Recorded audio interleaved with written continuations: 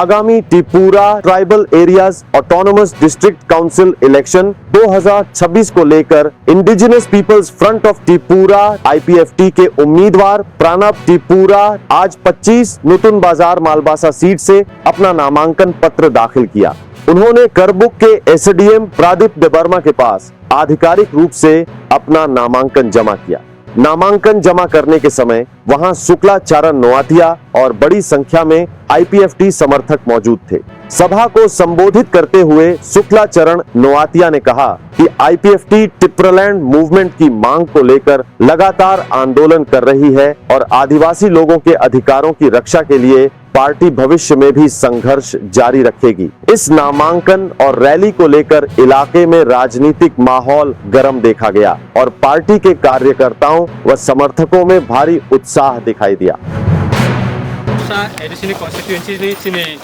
IPFT party ने अंगई candidate सिने बलाई सीखला तमहिन youth energetic बलाइखाना कसरांग बलाइखाना तमहिन जातीयवादी तमहिन regional minded सिने प्रणब त्रिपुरा बनो सिने पार्टी ने अंगई ताकलाई कैंडिडेट खलाइजा अब खायो सिने नॉमिनेशन सबमिशन तब खाइनान थांग दंगो हजार बनि सपोर्ट फैलाइजा मिसेल फैलाइयो रिजल्ट काहामनो जों एक्सपेक्टेशन खालायो सो आबोनि बागै करबुकनि सिनि जत लुकुरकनो आं बोसकांनि 12 तारिख